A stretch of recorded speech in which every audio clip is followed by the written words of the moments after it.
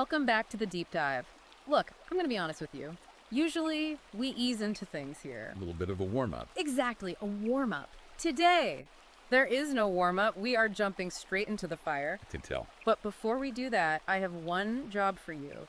Look at your screen, hit that like button, and please make sure you're subscribed. It really does help us out. It does. We are growing this community, and trust me, you do not want to miss what we have coming down the pipeline. Especially if today's topic is any indication of where we're heading. Absolutely. Today, we aren't just, summarizing a book. We're unpacking a weapon. That's a good way to put it. We are doing a deep, unfiltered analysis of an ebook that actually describes itself as a war manual for the modern man. Okay.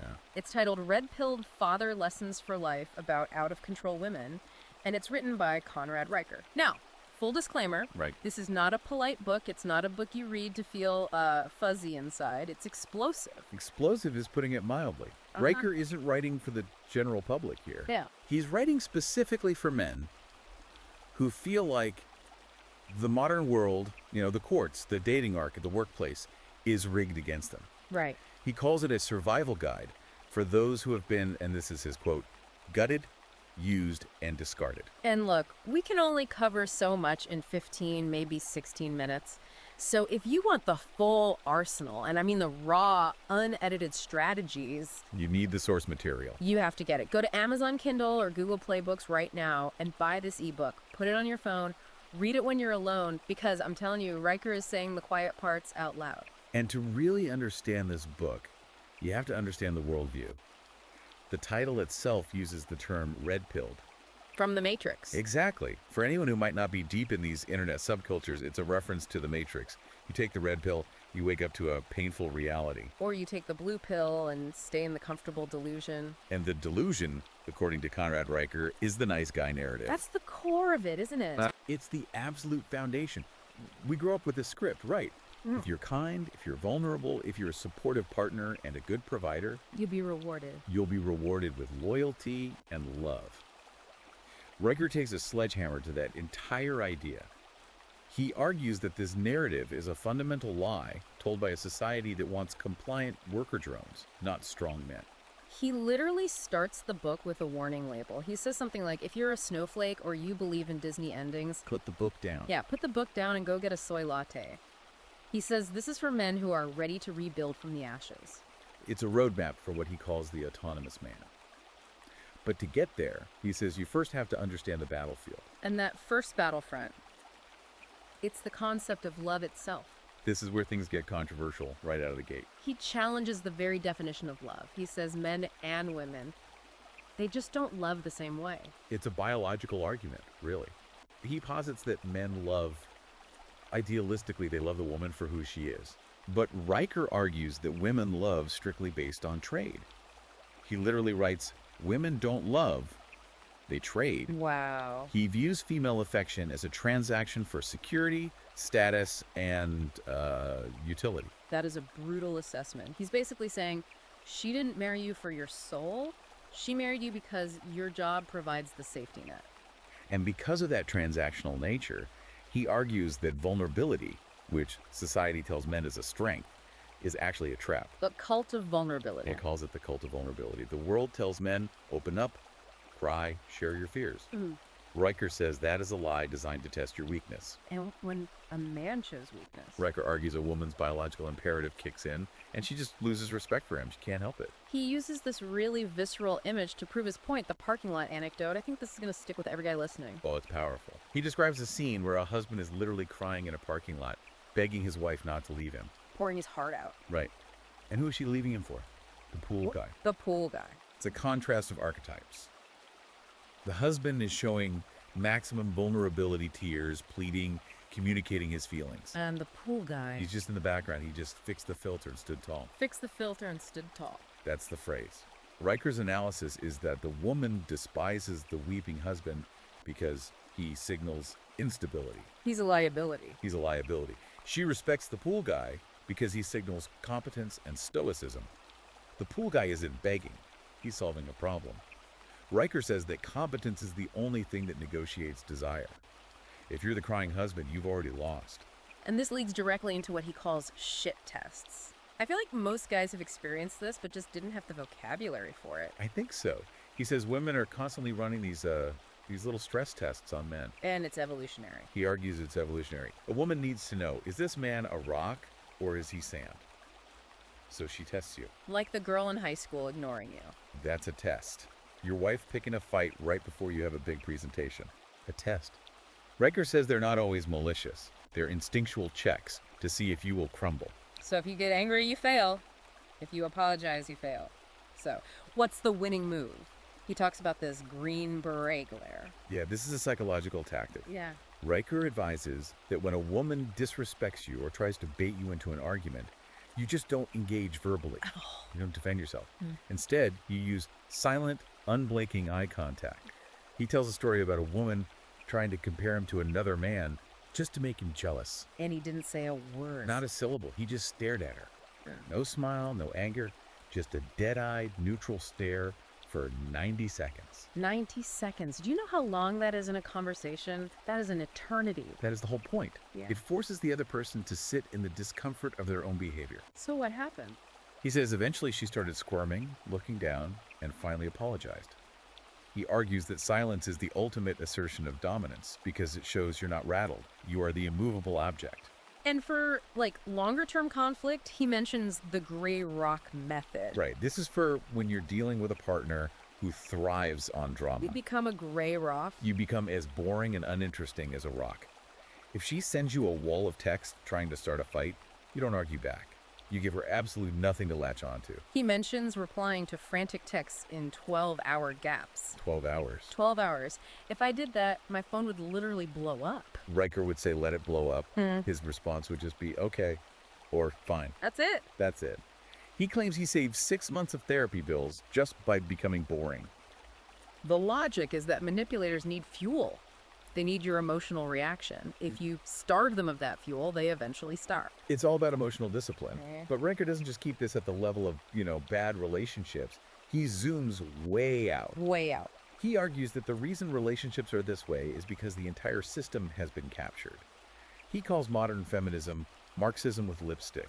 Okay, so this is where we need to unpack the history a bit, because he isn't just throwing words around. No, he's specific. He's referencing a specific political strategy.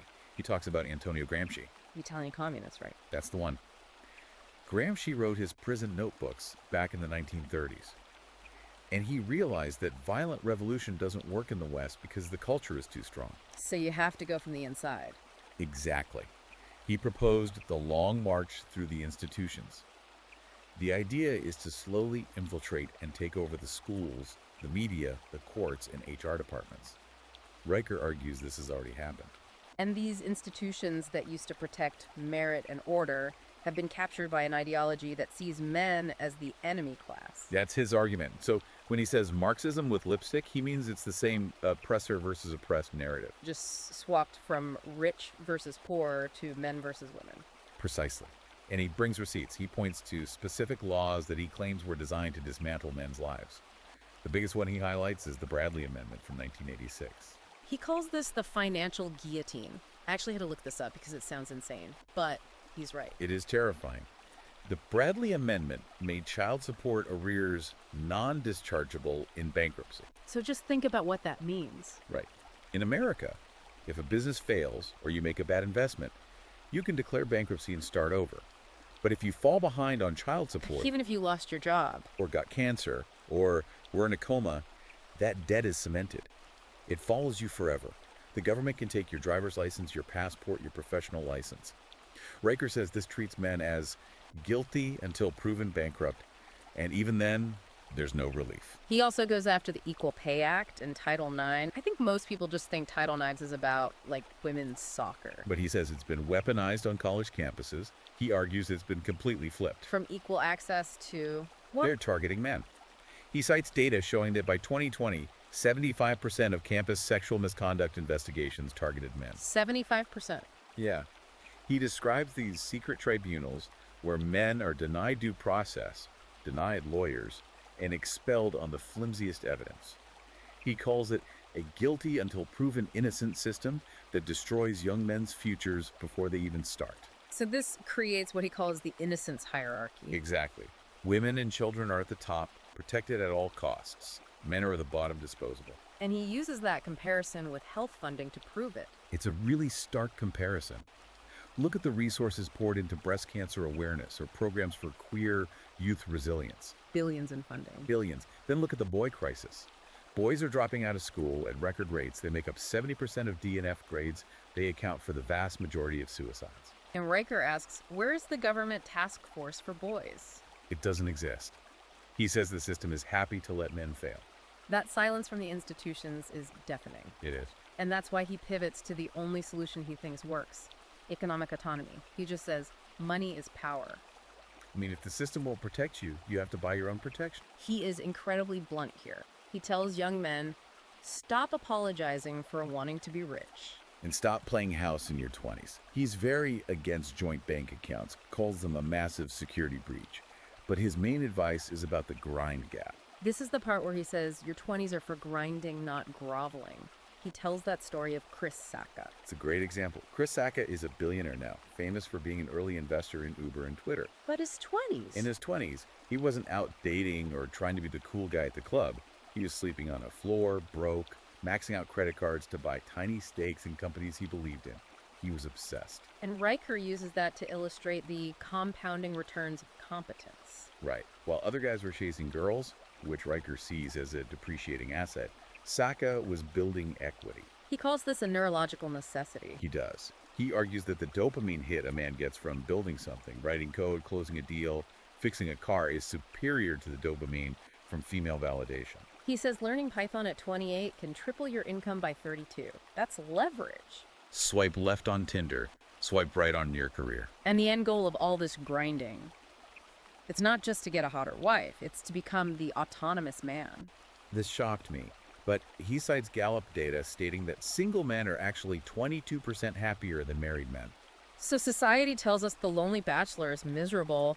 Riker says, no, he's free. And that freedom allows for geo-arbitrage. This is a huge part of the book's strategy. If the Western world, the US, UK, Canada, has become hostile to men legally and culturally, Riker says, leave. The passport bro strategy. But sophisticated. He talks about the Portugal D7 visa, which allows you to live in Europe if you have passive income. He mentions men living in Thailand or in converted buses in Iceland, villas in Bali. He calls it defecting from the system. Why pay 50% in taxes to a country that hates you? He says, starve the beast. It's voting with your feet. And he holds up guys like Nikola Tesla and Isaac Newton as the ultimate archetypes. The marriage penalty tax, that's what he calls it. Tesla and Newton, they never married. Their focus was never split. And he admires them for it. Not just for their genius, but for their refusal to be distracted by the biological imperative to breed.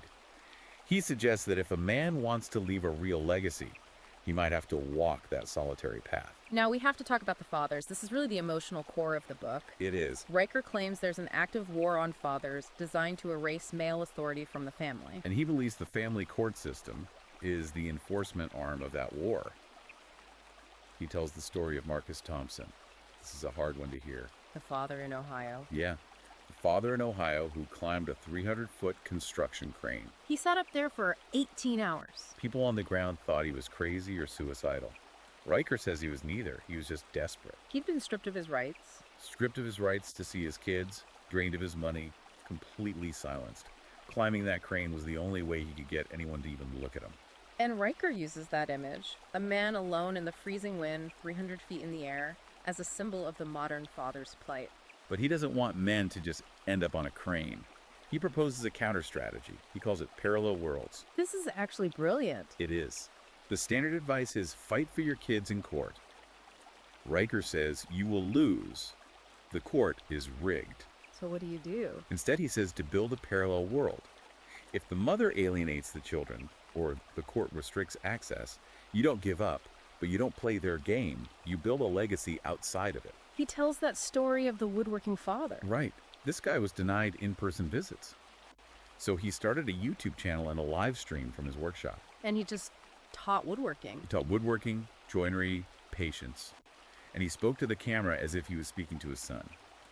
Here's how we bevel this edge, son. And thousands of people started watching. Exactly. Yeah. He built this massive digital archive of his skills, his voice, his love. The mother couldn't stop it. The court couldn't issue an injunction against the YouTube channel. And his point is that eventually the son grew up. Found the videos and realized who his father really was. Influence doesn't require permission.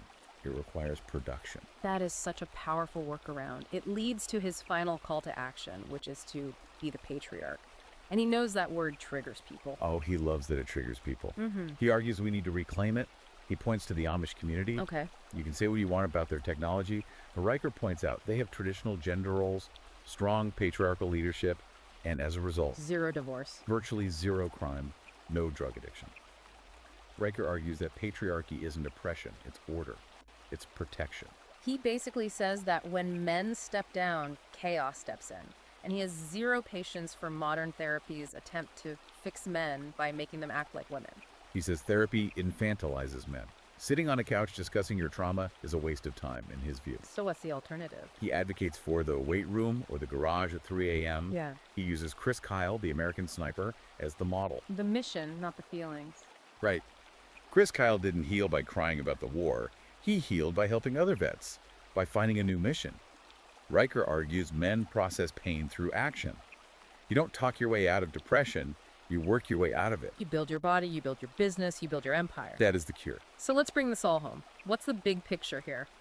We've unpacked the nice guy lie, the capture of institutions, the financial guillotine, and the strategy of the autonomous man. The book is a wake-up call. It's an attempt to snap men out of what Riker calls a fever dream of equality and romance. He believes the world is getting harder, not easier, for men. And his final thought. It's provocative.